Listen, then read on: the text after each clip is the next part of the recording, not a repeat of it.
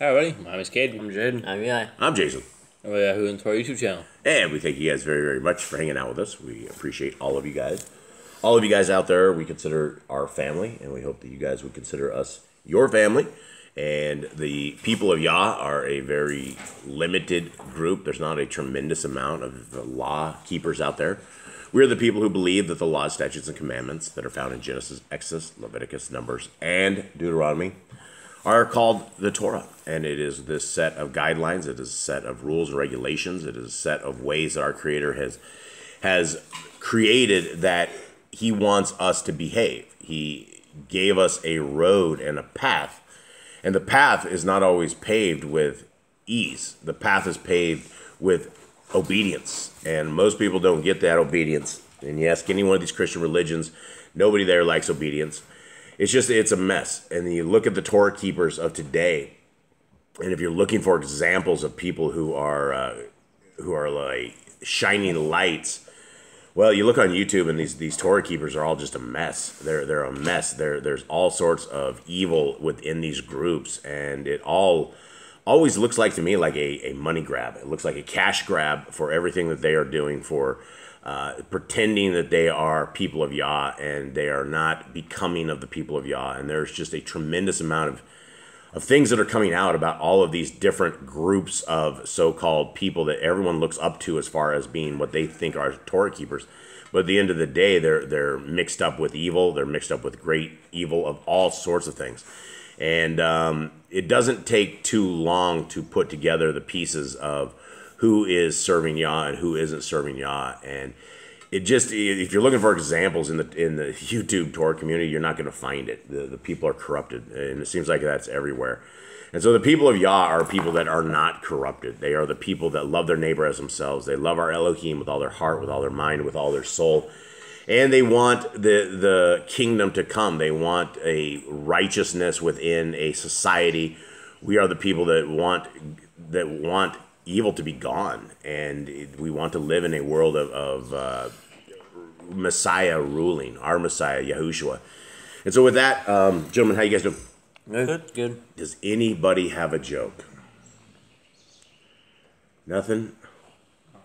Guys, come on, man. You're leading me down this road. All right. Did you guys hear about the fire at the circus? No. Anyone? Nobody heard about the fire at the circus? It was completely intense. I just had to roll that one out there since you guys are keeping it to the dad jokes, since nobody's out here helping me. It should be dad and son jokes at this time, but it's not. Guys, for anybody that is looking for Yah's scriptures, if you are looking to change a prisoner's life, this is the way to do it. If you want to change your life, this is the way to do it. This is a $64 book. It's 103 books. It is large, guys. It's almost 3-inch spine on this sucker. It is a massive book. It has 3 different bookmarks in it. It is on its way. The people in India are printing up. They're getting all the final stuff. We're seeing it in production. We're seeing it being moved, and we hope by the end of February, early March, that we will have all these, and we will be able to deliver these en route to all of you guys who have placed your orders. And guys, there's also a lot of other books. I'm going to go over some of the other books. There's the Testament of the 12, which is now on Amazon. And we have, if you guys go under the, at the top, there's a shop. And if you go under the books, there's some of the stuff there right now, but there's a tremendous amount of small books on Amazon. 100% of the revenues for every one of the Amazon books goes directly to the prisoners. So if somebody orders 10 of the Book of Enoch or 10 of the Book of Adam and Eve, and they want to distribute that, that's going to put several Bibles into prisons. And so Miss Nicole has some kind of math she's coming over here telling me right now as she's thinking, looking up in the sky. Because we sold 10 in December, 5 in November, and I think 7 in October. And this is from Amazon, guys. And all 3 of those combined, there's like $70 that we get. So that'll be 2 Bibles okay, that we can put in. So essentially, for everybody who has purchased anything from Amazon, if you guys have bought Yah Scripture stuff, the actual books on Amazon, so we did like, what'd you say, 13? Somewhere around there? Is it 13? No, it's more than that. It's 10, we're figuring it out. 22. Okay, 22. So there's we don't mark Amazon up very much. We only mark Amazon up like $2 or $3, and so the printing is essentially it's almost at cost, and there's only a couple bucks extra on top of that because we want everybody to get these scriptures. We want everybody to get these books and be able to do this. But so for whatever it was, we were able to get 2 scriptures. We will be able to get 2 scriptures, and you can go to yahscriptures.com now, and not only download these absolutely free, but there's also a place where we are going to be listing every scriptures that we get out. And if you guys are donating, the one thing about all of these Bible vendors is they're so corrupt. And we found that with the Holy Scriptures, we found that with the RSTN, we found that with everywhere. And you're not going to find that here at Yah Scriptures. And so we're showing all accounting. All accounting is going to be wide open. You guys will be able to see it. You guys will be able to see every prisoner, where your donation went to, the person it went to. And if you guys would like to minister to these prisoners and talk to them, we have lists and lists and lists of people that are extremely receptive to Yah's words and would love to get in some sort of a pen pal thing with you guys. And so, guys, don't forget the prisoners. These guys are extremely big-hearted guys. They may have done some great evil, and they definitely have. The guys we talked to, like several of them have shot people multiple times in the back as they're fleeing, kind of things. But they're all hooked on drugs. They're all hooked on the world. They're all hooked on this crazy stuff. And now they're stuck for the rest of their lives. And yes, they did murder. Yes, they did crazy stuff. But there's no sin that's not forgivable except for blaspheming of the Ruach HaKodesh. And so we're called to take care of the prisoners, the real orphans, widows, and lepers, the stuff that the Holy Scriptures has completely abandoned for 13 years. And now we have a chance at making this right. And we would love to have your help with this and get these scriptures out. And so every scriptures that is ordered, guys, you are helping the prisoners. All right, gentlemen, we are on Joshua 7. Anyone want to give a quick recap, Kate? What happened? Israel's gone into captivity like 3 or 4 times now since Joshua died. Hold up. All right. So that was all the dogs in the house and one dog sneaking up in the front door and freaking everybody out. So you don't really come and go without everybody knowing you're coming and going. That's just the doghouse, man. We are in the dog pound. So here we are. Okay, so keep on going, Cubs. All right, after Joshua died, he's thrown into captivity 3 or 4 times. They keep sinning. They keep raising up Baals. They keep raising up idols. They keep raising up all these things. And Yahuwah keeps sending deliverers after time of captivity. He keeps sending people to save them and to put them back on the narrow path. But after that person dies, they go right back to their sinful ways. And now we're here with Gideon, and he is testing Yah. He's like, "Are you really going to be the guy to deliver us? Are you really going to send me out there?" And so he puts all these tests. He puts his fleece out there. So draw on the outside, wet on the inside, wet on the outside, draw on the outside, things like that. And he's throwing tests and trying to get Yah to prove that he is the real Yah. Now you mentioned this narrow path thing, and I've seen it in the Bibles. You see it all the way in Scriptures. That it always talks about this narrow path, and it talks about not going to the left or to the right. It talks about staying right on this path. What does that mean exactly? What is the narrow path, anyone? The narrow path is it's a straight path. It's a path that nobody walks. It's a path that you pretty much walk alone through your life because nobody else follows it. And it's a path of following the Torah. It's a path of following the commandments and living a peculiar life because you do not celebrate the holidays. You do not celebrate Sunday worship. You will be celebrating Shabbat. You will be celebrating the feast. You will be not eating the food everyone else eats. So it is a narrow path where everyone else walks the wide path, where everybody walks down and everybody else walks together on the path of that is wide, and it leads to death. Yeah. Wow, we're already in this 8 minutes and 50 seconds. Is that crazy? I was like looking at that. I can't believe we must have just yacked it up or something for 8 minutes. All right, well, let's get into the lesson here. The reading. Why do you guys suppose before that? Why do you suppose they nicknamed this guy or renamed him Yerubal? Oh, we talked about it yesterday. Yeah, but why would you name him that? Why it's like renaming yourself like? I think it's a curse. I don't think Gideon named himself that. I think people call him that because like. Yeah, I mean we're not supposed to mention any mighty ones' names, and you end up with a name of Yerubal. Yerubal. Okay, and Yerubal, that is Gideon, and all the people who were with him rose up early and encamped by Ain Kerad. So the camp of Midian was on the north side of them by the hill of Morah in the valley. And Yahuwah said to Gideon, "The people who are with you are too many for me to give Midian into their hands, lest Yisrael boast against me, saying, 'My own hand has saved me.' And now proclaim in the hearing of the people, saying, Whoever is afraid and trembling, let him turn back and leave Mount Gilead. And 22,000 of the people turned back, while 10,000 remained. So you lost 2/3. For anybody who was shaking in their boots, quivering, didn't want ready for war, you lost 2/3 of all the people turned back right there. So they didn't want to be there anyway. Okay. And Yahuwah said to Gideon, the people are still too many. Bring them down to the water, and let me prove them for you there. And it shall be that of whom I say to you, this one goes with you, let him go with you. And of whoever I say to you, this one does not go with you, let him not go. So he brought the people down to the water, and Yahuwah said to Gideon, everyone who laps the water with his tongue as a dog laps, separate him from everyone who bows down on his knees to drink. Now, I'd have to talk to, I thought about this, and we've seen slow motion pictures of how a dog drinks. Most people have no idea how a dog actually drinks. We all know the dog sits there and laps of water with his tongue, but what most people do not see, and you can only see in a slow motion flick, is that the dog is lapping the tongue all the way down, and from the top, it curls down under the tongue into a little cup.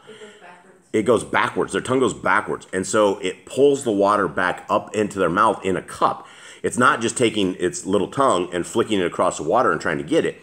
As it goes down, it cups a whole bunch of water and sucks that back in. So there is way more to dogs lapping water than most people know. And so let's talk about that real quick. So they're going to, Yah is going to have the people that either drink like a dog or not drink like a dog. When you guys drink water from a stream or from something else, do you guys lap it like a dog, or you guys suck it down with your lips? I didn't bring water covered in my hand. Yeah, that's one way of doing it. But for the times you guys have ever taken a drink out of something somewhere, if you guys can remember, taking a drink, do you lap the water or do you suck it up? Well, you suck it up. Yeah. Does it make, when you drink water from a cup, do you lap your water? No. Does anything go under your tongue? I don't think so. I mean, just making a mess. Or you're using these amazing lips that our Creator has given to us that have it's an amazing function. Everything about our body is simply amazing. But I found that very fascinating because I don't think these guys are actually down there lapping water like a dog. But let's continue on. And I think the point of it was that if you're, I guess what you would call civilized and throw the water in your hand, suck it up like that, or the guys that are just like sucking the water up, that's how he distinguished. I don't think it's like bad that you would like suck water like a dog or something of the sort. It's just how he was changing that. But considering we have so many dogs, I thought that was interesting. Okay, where are we at? Verse 4? No, it's runs close to 7, right? 6? Maybe 6. Okay. Is it 4? I'm pretty sure we. So he brought the people down to the water, and Yahuwah said to Gideon, everyone who laps water with his tongue as a dog laps, separate him from everyone who bows down on his knees to drink. And the number of those who lapped, putting their hands to their mouth, was 300 men, and all the rest of the people bowed down on their knees to drink water. Any thoughts on that situation or any of that, just the whole reasoning? I just thought it was fast. Maybe you chose the people who were like, did it more civilized or like more... I just think it was a way to get, people. I mean, the first thing you do, if people find clean water and you're really, really thirsty, you're going to put your head down in that water and you're going to suck this thing up, and it's going to be the greatest thing you ever had. You're going to suck a lot of it up. So I don't think the guys that were like, civilized without the cups in their hand, I don't think it was a big deal. Okay. And Yahuwah said to Gideon, by the 300 men who lapped, I save you, and shall give Midian into your hand. Let all the people go, each to his place. And the people took food and their ram's horns in their hands. And he sent away all the rest of Israel, each to his tent, but kept those 300 men. Now the camp of Midian was below him in the valley. So this is the first time the movie 300 was ever produced, right? 300.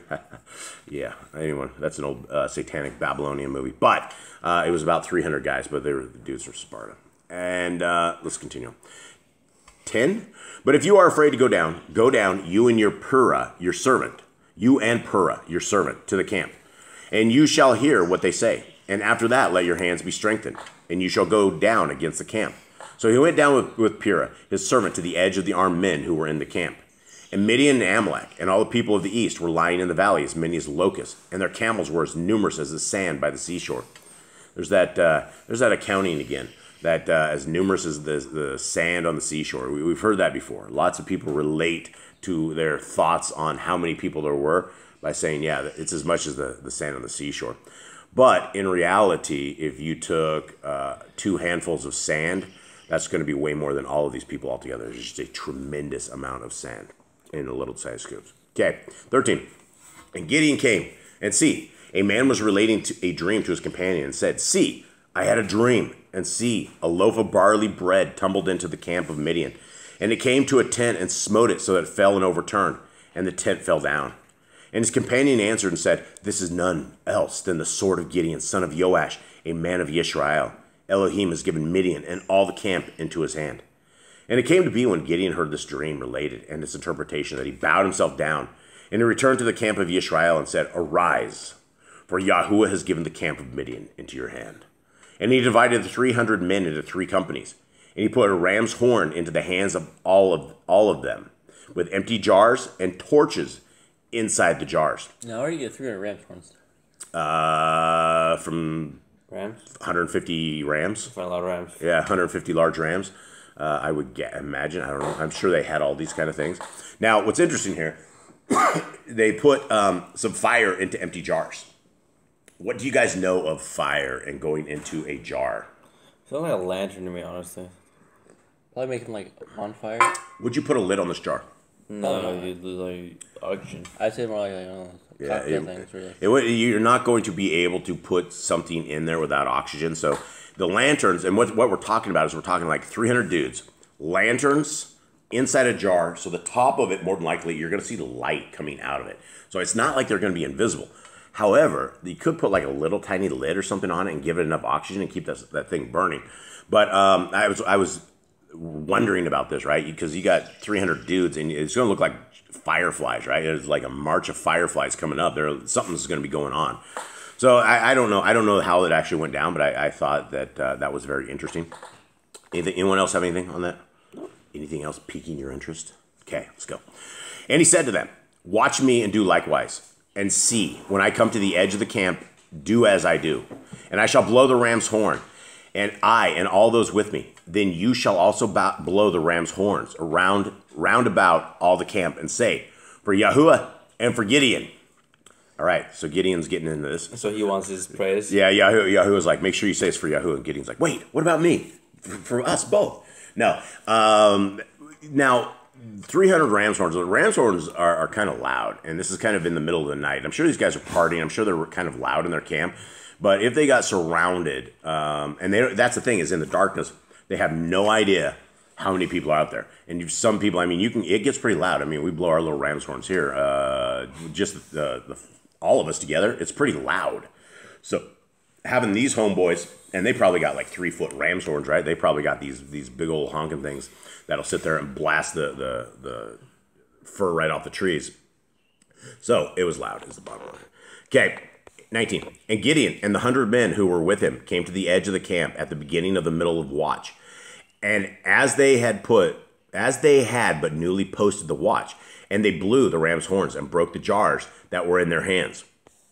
So what's that going to do, guys, when you have fire inside a jar and you smash that? I mean, did they hit the fire out of the jars? It's going to be one step below like a Molotov cocktail. In fact, it could be like a Molotov cocktail because you don't know what these lamps are. The lamps could very well be kerosene.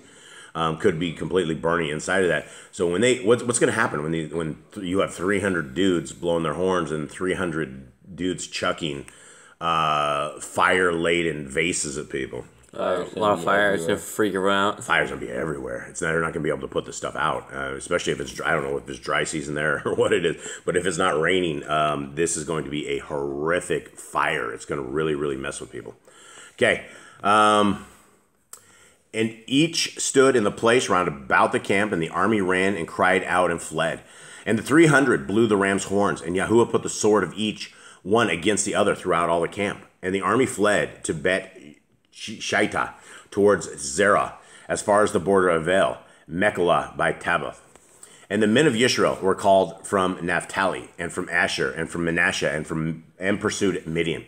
Then Gideon sent messengers throughout all the mountains of Ephraim, saying, "Come down to meet Midian, and capture from them the watering places as far as Bet Bara and the Yarden." So all the men of Ephraim were called and captured the watering places as far as Bet Bara and the Yarden. And they captured 2 princes of Midian, Oreb and Zeeb, and slew Oreb at the rock of Oreb. And Zeeb they slew at the winepress of Zeeb, while they pursued Midian. And they brought the heads of Oreb and Zeeb to Gideon beyond the Yarden.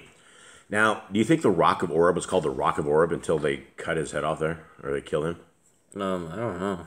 Would he just die at his place called the Rock of Oreb? It's his name. They probably named it after him. Afterwards. Yeah, I don't. Yeah, I think that's an identifier. Unless the dude had like some special rock or something, they killed him at his like house. This is my house. This is my lucky rock. Yeah, we're killing you here. This is your rock, friend. This is my rock. All right. You were gonna die at your rock, Oreb. Okay. Well, anyway, that's it, guys. Well, thank you guys very, very much for hanging out with us, for discussing this stuff with us, for just checking out the Word of Yah. These people are all in these kind of issues because of the way that they did not keep the laws, statutes, and commandments of our Creator.